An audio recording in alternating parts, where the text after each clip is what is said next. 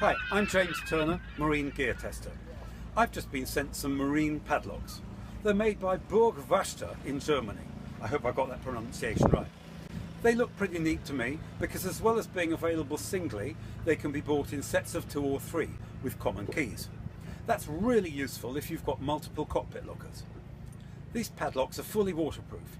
The bodies are solid brass, the shackles are stainless steel, and the locking mechanism engages both sides of the shackle.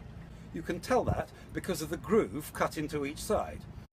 If your padlock only has a groove cut one side, it can easily be prized open.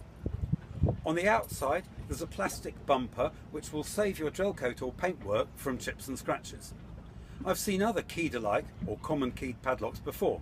The idea isn't new, but as far as I know, this is the first time that you can get them with the plastic outer and with the double locking. These padlocks are only available from chandleries. It's worth checking them out. Thanks for watching and keep safe.